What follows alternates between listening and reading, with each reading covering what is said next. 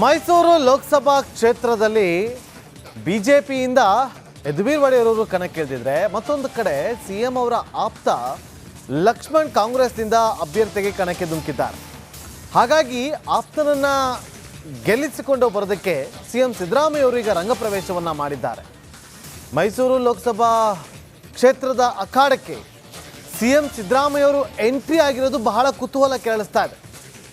ಶತಾಯಗತಾಯ ಕ್ಷೇತ್ರವನ್ನ ಗೆಲ್ಲಿಸಿಕೊಂಡು ಬರೋದಕ್ಕೆ ಸಿದ್ದರಾಮಯ್ಯ ಅವರು ರಣತಂತ್ರವನ್ನ ಹೆಣೆಯುತ್ತಿದ್ದಾರೆ ಎನ್ನುವ ಮಾಹಿತಿ ಈಗ ಲಭ್ಯವಾಗ್ತಾ ಇದೆ. ಇವತ್ತು ಮಧ್ಯಾಹ್ನ ಖಾಸಗಿ ಹೋಟೆಲ್ನಲ್ಲಿ ಕಾಂಗ್ರೆಸ್ ಶಾಸಕರು, ಮಾಜಿ ಶಾಸಕರು, ಮುಖಂಡರ ಜೊತೆಯಲ್ಲಿ ಮಹತ್ವದ ಸಭೆಯನ್ನು ನಡೆಸಲಿದ್ದಾರೆ.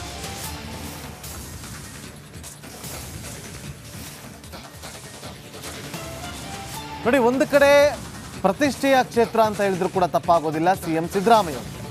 ಯಾಕಂದರೆ ತಮ್ಮದೇ ತವರು ಜಿಲ್ಲೆ ಮೈಸೂರು, ಸಿಎಂ ತವರು ಕ್ಷೇತ್ರ ಇರುವಂಥದ್ದು ಕೂಡ ಮೈಸೂರಲ್ಲಿ. ಹಾಗಾಗಿ ಮೈಸೂರಲ್ಲಿ ಈ ಬಾರಿ ಶತಾಯಗತಾಯ ಕಾಂಗ್ರೆಸ್ ಅಭ್ಯರ್ಥಿ ಲಕ್ಷ್ಮಣ್ ಅವರನ್ನು ಗೆಲ್ಲಿಸಿಕೊಂಡು ಬರೋದು ಒಂದು ರೀತಿಯಲ್ಲಿ ಪ್ರತಿಷ್ಠೆಯಾಗಿ ತೆಗೆದುಕೊಂಡಿದ್ದಾರೆ ಅಂತ ಕಂಡು ಬರ್ತಾ ಇದೆ. ಹಾಗಾಗಿ ಇವತ್ತು ಅಚ್ಚರಿಯ ಬೆಳವಣಿಗೆ ಅನ್ನುವಂತೆ ಸಿದ್ದರಾಮಯ್ಯವರು ಅಖಾಡಕ್ಕೆ ಧುಮುಕಿದ್ದಾರೆ. ಸ್ಥಳೀಯ ನಾಯಕರು, ಶಾಸಕರು, ಮಾಜಿ ಶಾಸಕರನ್ನ ಕರೆಸಿ ಒಂದು ಖಾಸಗಿ ಹೋಟೆಲ್ನಲ್ಲಿ ಸಭೆಯನ್ನು ಕೂಡ ನಡೆಸಿದ್ದಾರೆ.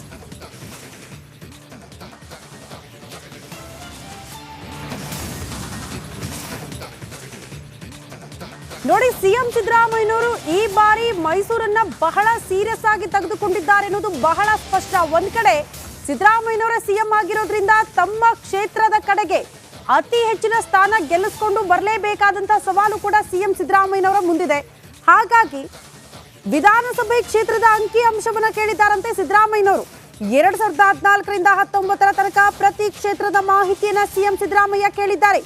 ಯಾವ ಕ್ಷೇತ್ರದಲ್ಲಿ ಬಿಜೆಪಿ ಲೀಡ್ ಸಿಕ್ಕಿದೆ, ಕಾಂಗ್ರೆಸ್ ಲೀಡ್ ಏನು, ಆಯಾ ಕ್ಷೇತ್ರದ ಮುಖಂಡರ ಮಾಹಿತಿಯನ್ನ ಪಡೆದುಕೊಳ್ತಿದ್ದಾರಂತೆ ಸಿಎಂ ಸಿದ್ದರಾಮಯ್ಯ. ಪ್ರತಿ ಕ್ಷೇತ್ರದಲ್ಲಿ 50ರಿಂದ 60 ಸಾವಿರ ಲೀಡ್ ಬರಬೇಕು. ಶಾಸಕರು, ಮುಖಂಡರಿಗೆ ಸಿಎಂ ಈ ರೀತಿ ಟಾರ್ಗೆಟ್ ಫಿಕ್ಸ್ ಮಾಡಿದ್ದಾರೆ ಎನ್ನುವುದರ ಡೀಟೇಲ್ಸ್ ಸದ್ಯ ಸಿಗ್ತಾ ಇದೆ.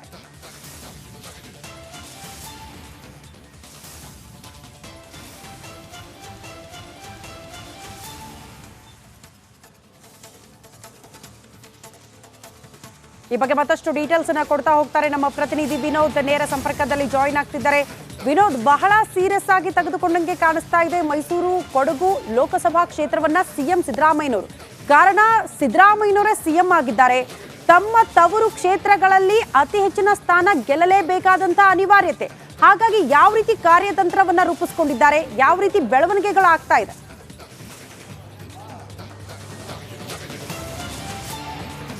ಬಹಳ ಪ್ರಮುಖವಾಗಿ ಸಿಎಂ ಸಿದ್ದರಾಮಯ್ಯ ಅವರು ಮೈಸೂರು ಕೊಡಗು ಲೋಕಸಭಾ ಕ್ಷೇತ್ರವನ್ನ ಪ್ರತಿಷ್ಠೆಯಾಗಿ ತೆಗೆದುಕೊಂಡಿದ್ದಾರೆ. ಕಳೆದ 2 ಚುನಾವಣೆಗಳಲ್ಲೂ ಕೂಡ ಬಿಜೆಪಿ ಸಾಕಷ್ಟು ಮತಗಳಿಂದ ಬಿಜೆಪಿ ಅಭ್ಯರ್ಥಿ ಜಯಗಳಿಸಿದ್ರು.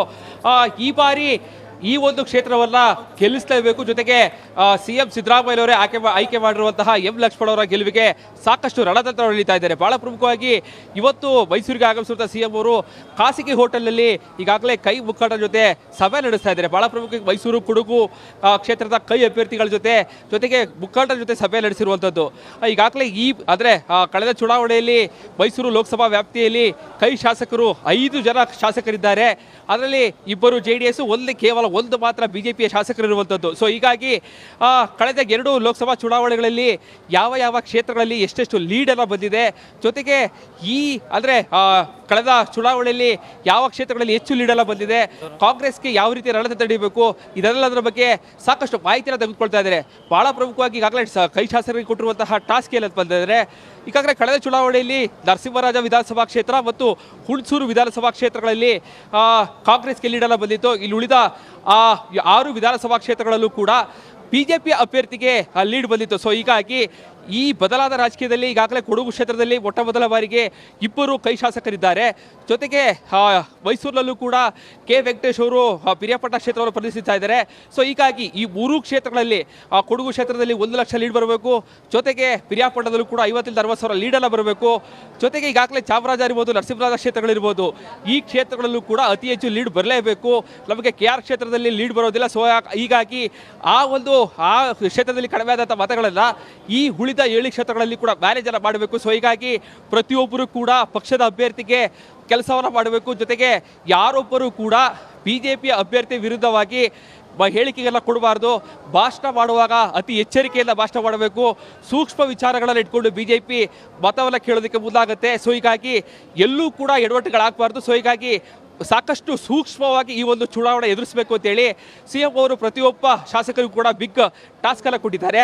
ಈ ಒಂದು ಟಾಸ್ಕ್ ಯಾವ ರೀತಿಯಾದಂತಹ ವರ್ಕೌಟ್ ಅನ್ನು ಮಾಡುತ್ತೆ, ಜೊತೆಗೆ ಕಾಂಗ್ರೆಸ್ನ ಅಭ್ಯರ್ಥಿಯ ಪರವಾಗಿ ಕೈ ಶಾಸಕರು ಯಾವ ರೀತಿಯಾದಂತಹ ರಣತಂತ್ರ ಕಾದು ನೋಡಬೇಕಾಗುತ್ತೆ. ಶ್ರುತಿ.